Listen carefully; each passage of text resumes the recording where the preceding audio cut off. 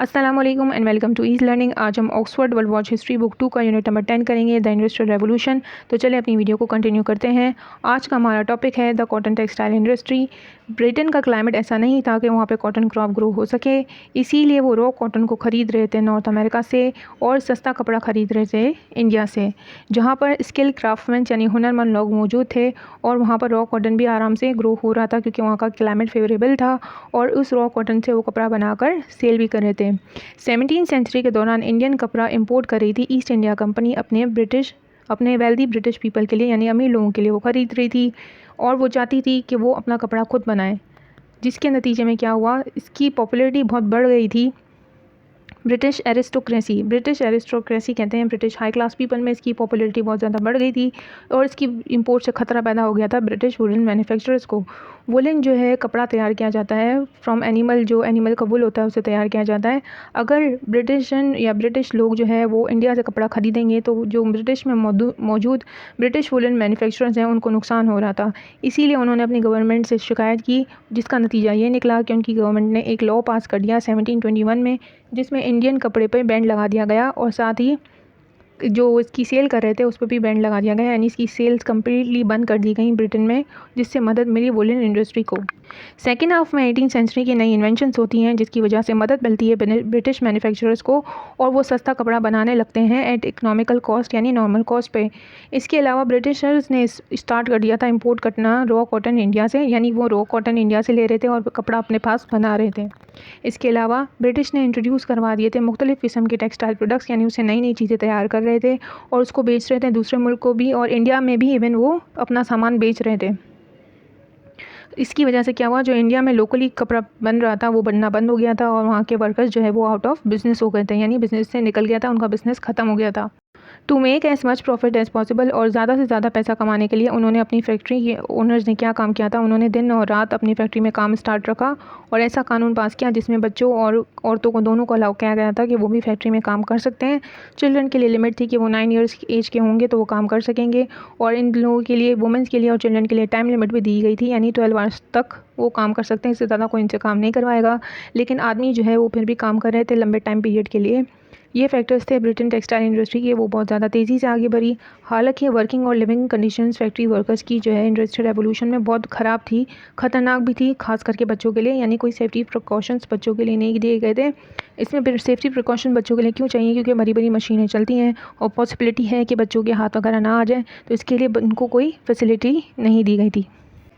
अब हम pottery industry पे बात कर लेते हैं। स्टॉक ऑन ट्रेंट एक सिटी है इंग्लैंड में जहाँ पर ये पॉटरी का काम किया जाता था। वहाँ पे एक कम्युनिटी थी जो इससे सामान तैयार कर रही थी और एक और वजह ये भी थी वहाँ पे पॉटरी का सामान बनाने की कि वहाँ के उनके पास रॉ मटेरियल अवेलेबल था, उनके आसपास के इलाकों में क्या था, ऐसा सामान मिल रहा था जिसकी वजह से वो पॉटरी को बना पा रहे थे।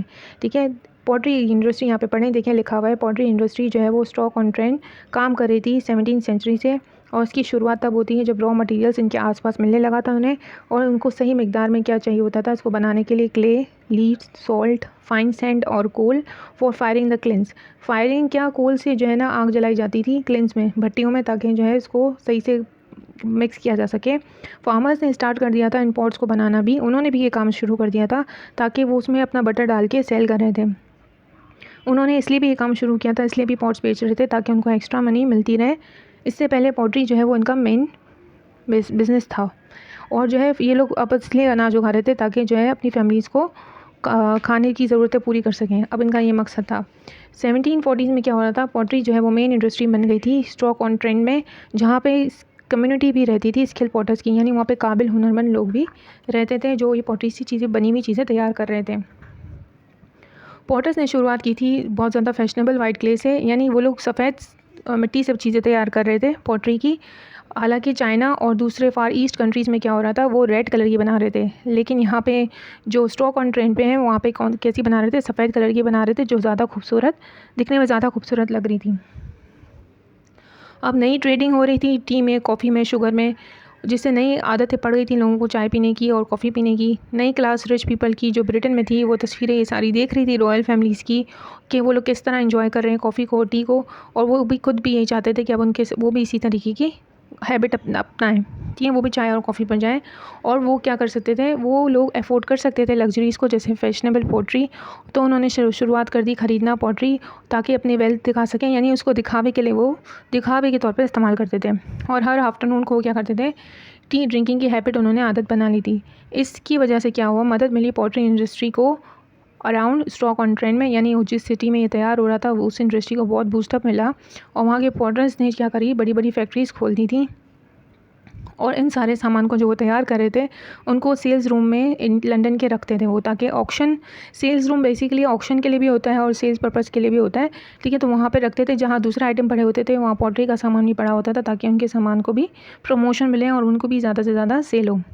फेमस पॉटरी ओनर जॉयश वेजवुड, जिन्होंने शुरुआत की थी अपना सामान बेचने की सेल्स रूम में लंदन में, क्योंकि वो जो नए अमीर लोग होते थे वो, उनके पास टाइम भी था और पैसा भी था, और वो शुरुआत उन्होंने कर दी थी नई नई शॉप्स में जाने की लंदन की। इससे पहले काफ़ी अरसे तक वेगवुड ने जो है वो वेयर हाउसेस और शोरूम में अपना सामान रखा हुआ था दूसरे शहरों के, और नए गुड्स वो बनाता जा रहा था। वेगवुड ने शो किया था उनको अपनी चीज़ों को शो तो कर रहा था, लेकिन वो सेल नहीं कर रहा था। जैसे नई चीज़ बन के आई ना, तो पहले उसने शो की कि ये आने वाली है, वो सेल नहीं कर रहा था, वो साइकोलॉजिकली प्लान कर रहा था कि लोगों में इसकी जस्तजू बढ़े इसकी ख़रीदने की, ताकि उसका जब वो मार्केट में इंट्रोड्यूस करे उस प्रोडक्ट को तो लोग उसको फ़ौरन से ख़रीद लें। वेगवुड के डिज़ाइन जो है अब आज भी बहुत ज़्यादा पॉपुलर हैं। अब हमारा नेक्स्ट टॉपिक है Britain industrial evolution and Indian सब कॉन्टिनेंट। काफ़ी अरसे तक ब्रिटिश ने रेलवे से काम चलाया सब कॉन्टिनेंट में, जहां उसने पहली शुरुआत की ट्रेन की 1830s में। फर्स्ट पैसेंजर ट्रेन जो है वो चलाई गई बॉम्बे से थने तक 1853 में। ब्रिटिश रेलवे ने क्या बनाई थी, बिल्डिंग बना दी थी इंडिया में, और वो माना जाता है कि उससे उसको बहुत सारे बेनिफिट मिले थे इंडिया की तरफ। लेकिन बहुत सारे एडवांटेजेस इंडियन इकोनॉमी को भी हुए थे जब रेलवे आ रही थी। ब्रिटिशर्स क्या लेके आ रहे थे उस रेल में, आयरन, स्टील और रेलवे इंजन्स लेके आ रहे थे, और वो डेवलप कर रहे थे अपनी इंडस्ट्रीज़ इंडिया में, ठीक है। वो क्या इंडस्ट्री का सामान लेके आ रहे थे और इंडिया में अपने नाम से इंडस्ट्रीज़ बना रहे थे। साथ ही साथ वो अपने वर्कर्स भी लेकर आ रहे थे ट्रेन में, और उन्हीं को ही वो अपने स्टाफ में, रेलवे में भी अपने स्टाफ रखे हुए थे, और जो फैक्ट्री वो बना रहे थे उसमें भी वो अपने ही वर्कर्स को रख रहे थे, ठीक है।